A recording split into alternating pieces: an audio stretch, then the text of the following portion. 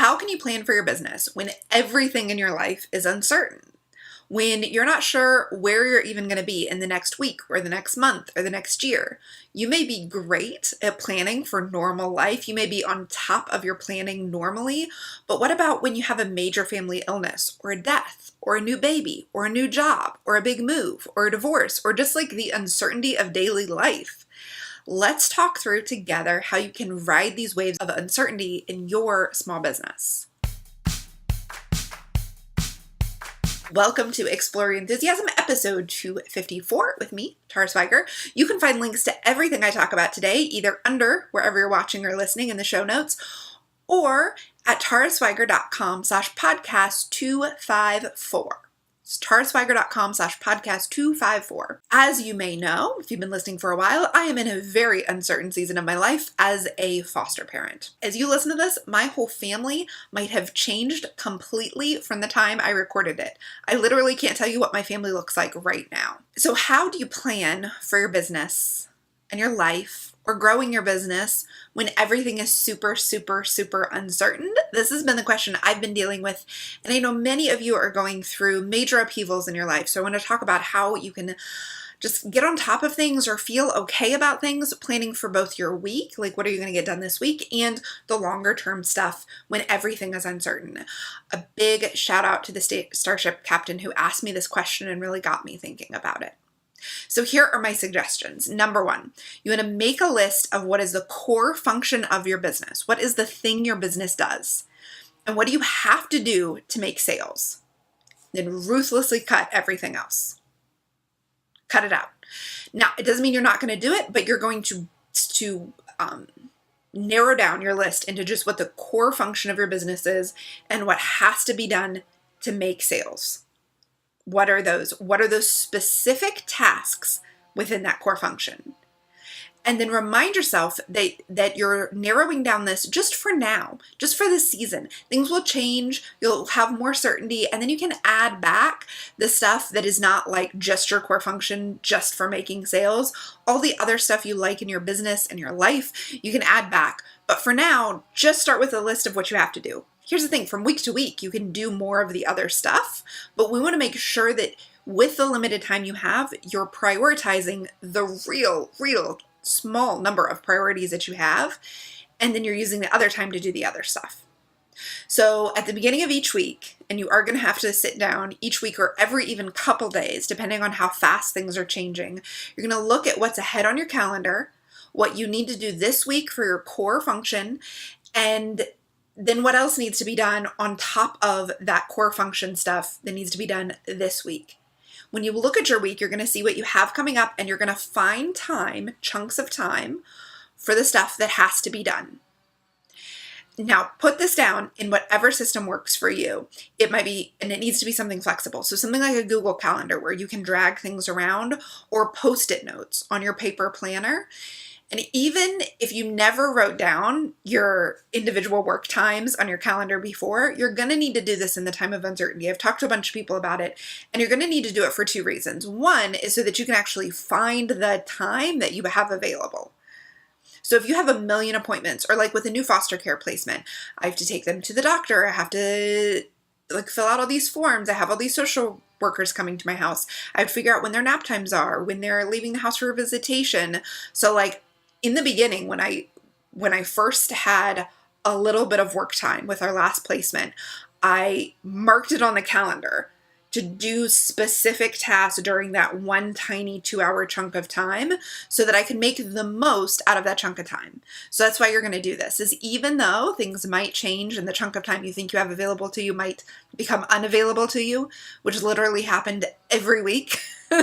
When I had a foster placement, I know for a lot of you moms, it happens every week that when you think you can work, you actually can't work. So you want to identify those times, mark them out so that you don't miss them. It will also help you when you're feeling freaked out that you don't have any time, you're going to be able to see the time you have. So you always want to make sure you've got enough time for the kind of things you thought you were going to do this week.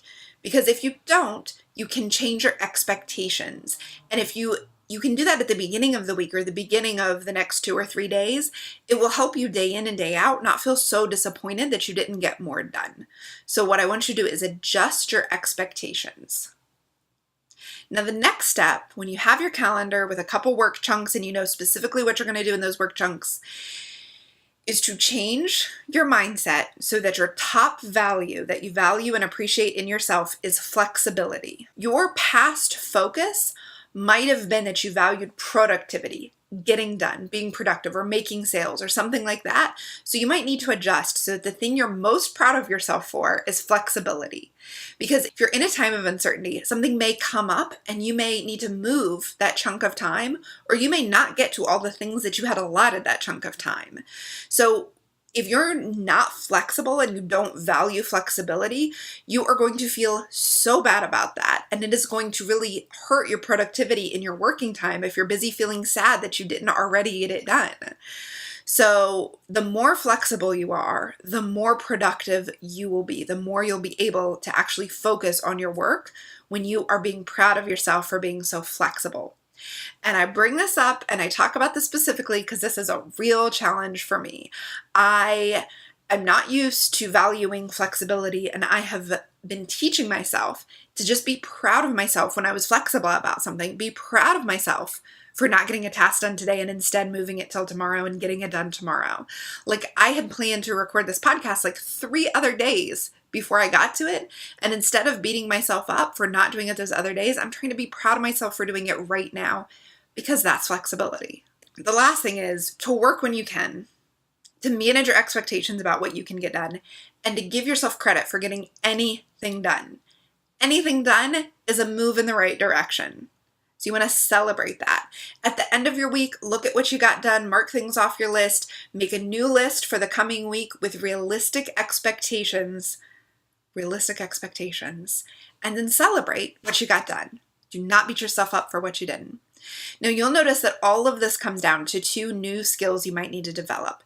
Flexibility, being okay with moving things, being able to go with things when you have an open space in your calendar to do work right then, when you don't have open space and you thought you would, to be okay with shifting your mindset, staying positive.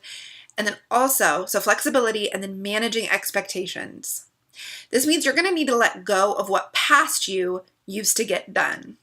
You're going to embrace the constraints on new you and celebrate what she's able to do, even in the midst of all this uncertainty. And I want you to remember that uncertainty adds a mental stress to you. So past you not only had this extra time or this extra stability, but she also had she didn't have things weighing her down, right? Current you, if you're going through something stressful and uncertain, not only has a limited amount of time, but you also have this fog of stress over you as well. So you're going to not maybe be able to get as much done in a work session as you used to be able to. So for me, this was the absolute hardest part, to even recognize what I was doing. So I had to learn to not compare mom Tara to what past Tara could do. Not just because past Tara had more time, but because mom Tara had a lot more on her mind, was a lot foggier, had a lot less sleep, and just had a harder time focusing because of all the other things I was juggling. So give grace to current you and let go of what past you was able to do. Maybe you'll get back to a point where you can do what past you could do, but you'll also just have all of these new skills you've developed through what you're going through. What you're going through right now is making you stronger and more capable. Future you will be even stronger than past you was. Now, you might be like, that's great week to week, but what about all these long-term projects I want to work on, like applying to craft shows or traveling to events? Now, this is definitely something that I've struggled with a lot. Like, should I plan that trip if I might not be able to go on that trip? Like, if it won't be best for my family to leave for that trip? I'm going to be honest with you, and this is totally a very privileged place I was even in to have this opportunity, but I decided to not go on a trip to Europe, which was entirely paid for except for my flight, because I thought we would have a kid in our home, and the kid that I thought would still be in our home needed me to be there with him. The trip would be like 11 or 12 days, and that was just going to be too long. So when the time came, we did not have that kid in our home. And I was in the middle of mourning the loss of not having her. So should I have planned that trip anyhow? Should I have planned to go even though I didn't know if I would be able to go or not go? I really don't know. I still don't know if I made the right decision or not. I just have decided that I need to let it go. I was a learning experience. I figured out what I am comfortable with and not comfortable with canceling, what I'm comfortable with regretting and not regretting, how I'm going to prioritize those decisions in the future. I learned a lot. But the truth is, I cannot tell you what to do. I cannot tell you if you should apply for that craft show or plan that trip that you might have to cancel. You need to make your own decision based on your own comfort with risk, your own comfort with canceling, and your own comfort with your regret. It's going to be different for everybody. So one way to think about this is to take into account how comfortable you're going to be with having to cancel and how upset you'll be if it ends up you could have done this event and didn't do it.